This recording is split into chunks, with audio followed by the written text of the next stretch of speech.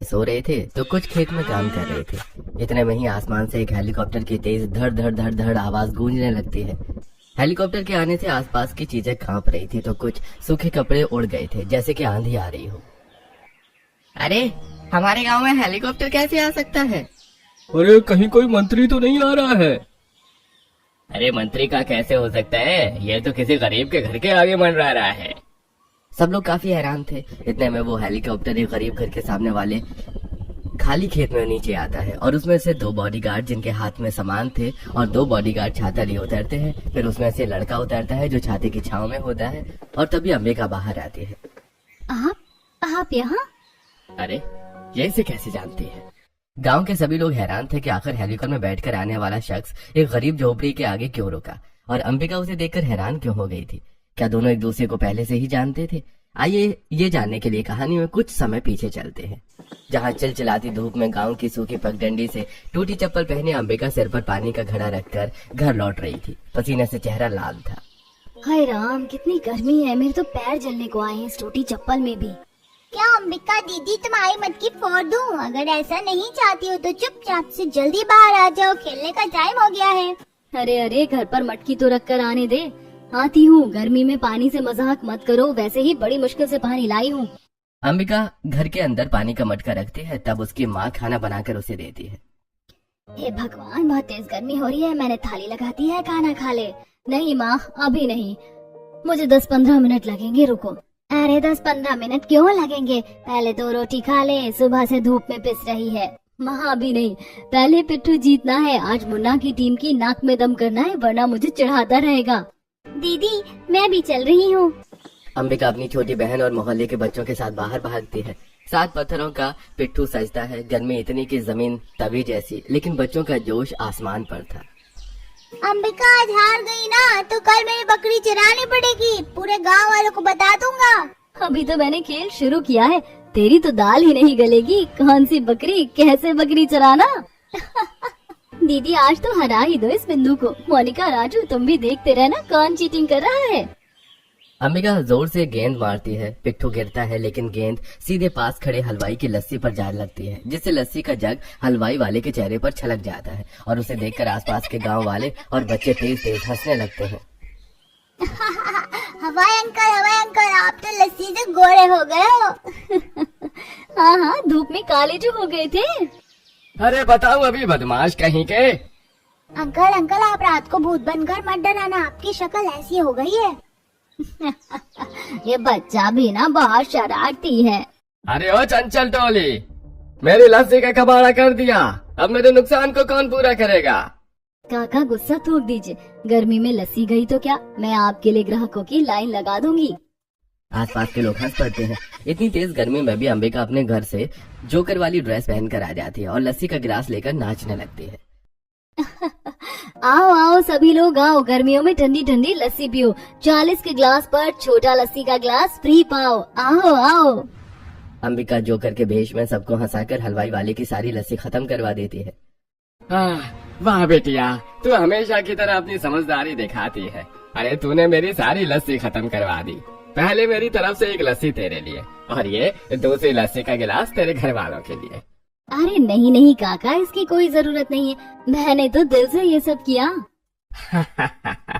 मुझे सब पता है, अब इनकार मत कर। चल तू भी अपनी गर्मी भगा ठंडी ठंडी लस्सी पीकर। शुक्रिया काका। तब अंबिका और उसकी बहन एक एक लस्सी का गिलास पकड़कर घर के अंदर जाते हैं। तब आसपास की पड़ोसन बात करती हैं। बताओ, ये लड़की अपने आसपास के लोगों को कितना हंसाती है, कितना खुश रखती है। बच्चों के साथ बच्ची बन जाती है, बड़ों के साथ समझदारी दिखाती है, लेकिन इसकी मुस्कुराहट के पीछे का दर्द कोई नहीं जानता। घर में सबके लिए कितना कुछ करने की कोशिश करती है। ये तो तुमने बिल्कुल ठीक कहा अंजना, ये लड़की जितनी चुलबुली है उतनी ही बहादुर भी है। घर के अंदर जाती हैं, तभी पिता रिक्शा चलाकर घर के बाहर छांव में खड़ा करता है और अपने बच्चों के साथ खाना खाता है। दीदी देखो, मैंने 4 जगह से कर दी आधी आधी ग्लास, ठीक है ना? हाँ ठीक है, लेकिन एक ग्लास तो पापा को दे दे, मुझे नहीं पीनी, पापा बाहर से आए हैं। अरे घर में लस्सी कहाँ से आ गई? ये आपकी बड़ी लड़की है ना, आप तो जानते ही हैं इसको। बस हलवाई वाले ने इसे इसके करतब के इनाम में लस्सी दे दी। अपने हक की चीज और कितना बांटेगी। अपने सपने भी तो हमारे लिए अधूरे छोड़ दिए, कम से कम लस्सी तो पी ले। और क्या, हमें तुझ पर बहुत गर्व महसूस होता है कि तू हमारी बच्ची है। बस बस मम्मी पापा, मुझे बातों से नहीं खाने से पेट भरना है, चलिए शुरू कीजिए। अब सभी लोग सूखी दाल रोटी के साथ लस्सी का मजा लेते हैं। इतने में तेज हवा से खिड़की से पर्दा हट जाता है और धूप अंदर आने लगती है। हे भगवान, एक तो वैसे इतनी गर्मी हो रही है, खाना खाने का मन भी नहीं कर रहा है, ऊपर से ये पर्दा और ये गया धूप अंदर आने लग गई। पापा ये देखो ना, पंखा कैसे खटर खटर चल रहा है, आवाज भी करता है, हवा भी नहीं देता। घर में कूलर कब आएगा? बेटा अभी तो आने से रहा, लेकिन कोशिश जरूर करूंगा कि कूलर आ जाए। अब पहले जैसा जमाना नहीं रहा कि कूलर 2-3 हजार रुपए में आए। अब 10-15 हजार के कूलर आते हैं। और जब हम छोटे थे तो इतने में तो तब एसी लगा करती थी दूसरों के घर में, लेकिन आज एसी भी 60-70 हजार रुपए से कम का नहीं लगता। बाप रे, इतनी महंगाई बढ़ गई है। हाँ बेटा, बहुत। पहले सब कुछ इतना सस्ता था कि 1 रुपए 2 रुपए में 1 किलो 2 किलो आटा था, 1 रुपए की गोलगप्पे खाते थे। अब गया वो जमाना, कमल है तो सब मुमकिन है। क्या बात मम्मी? कुछ नहीं बेटा, वो मैं बिना टाइम मशीन के पुराने जमाने में पहुंच गई थी, जिससे आज का कोई ताल्लुक नहीं है। तब खाना खाने के बाद बनवारी रिक्शा लेकर कड़ी धूप में निकल पड़ता है, जहाँ 20 रुपए में लोगों को बिठाते हैं और उनकी मंजिल तक पहुँचाना है। अंबिका भी अपने मालकिन ऋचा के घर पर काम करती है और झाड़ू पोछा करके शाम की चाय बनाकर घर वापस लौटती है। इतने में सुरीली सिलाई का कपड़ा लेकर पहुंच जाती है। अरे अंबिका बेटी, मेरी ये साड़ी अब मैं नहीं पहन पाती, तुम इसका कुछ अच्छा सा सूट बना दो मेरी बेटी और मेरा, और अच्छे से मोती और लटकन लगा देना, और जो आजकल शीशे वाले बॉर्डर चल रहे हैं वो भी। ठीक है आंटी, मैं कर तो दूंगी, लेकिन अभी मेरे पास पैसे नहीं है ये सब खरीदने के। अगर आप एडवांस 50 रुपए दे देती तो मैं बाजार से खरीद कर ले आती। बेटा मैं तुम्हारे घर की परेशानी अच्छे से समझती हूँ, तुम 50 नहीं 100 ले लो, वैसे भी तुम्हें बाद में सूट के 400 तो देने ही है, ये लो खरीद लेना। और हाँ, मेरा और मेरी बेटी का पुराना नाप तुम्हारी डायरी में लिखा हुआ है तो देख लेना। ठीक है आंटी जी। पड़ोसन सुरीली चली जाती है। अच्छा हुआ बाजार से सामान लाने पर 50 रुपए बचेंगे, अब इससे मैं दाल चावल खरीद लूंगी ताकि घर में कल हम सब खिचड़ी खाएं, वैसे भी गर्मी है। हाँ ये तूने बिल्कुल ठीक कहा। दीदी आपको पता है ना, इस बार मेरी 12वीं की परीक्षा हो जाएगी तो मुझे कोर्स करना है और उसके पैसे भी जमा करने हैं। मैं टीचर बनना चाहती हूँ दीदी, उसकी फीस। तू चिंता मत कर, मैं किसी न किसी तरीके से 1 लाख रुपए की फीस जमा कर दूंगी और फिर तेरी स्कॉलरशिप आ जाएगी। उसके बाद तो अच्छे से अपनी टीचर बनने की तैयारी करना। मेरी बच्ची, तूने हम सब के सपने पूरे करने के लिए, हमें देखने के लिए अपने सपनों को कुर्बान कर दिया क्यों? अरे माँ, क्या आप भी वही सब बातें लेकर बैठ जाती हैं? मैं सिलाई कर लेती हूँ, उसके बाद शाम को बाजार भी जाना है। तब अंबिका कटिंग करके कपड़े सिलने लगती है। गर्मी में कपड़े सिलते सिलते उसके चेहरे पर भी पसीना आ जाता है। दीदी मैं तुम्हारी मदद कर देती हूँ, तुम्हें 2 घंटा हो गया ऐसे बैठे बैठे कमर दर्द हो जाएगी। तू मेरी फिक्र मत कर, अपनी पढ़ाई पूरी कर, मैं अपना कर लूंगी, होने ही वाला है। तब प्रिया अपनी बहन की बात सुनकर वापस पढ़ाई करने लगती है और अंबिका अपना सिलाई का काम पूरा करती है।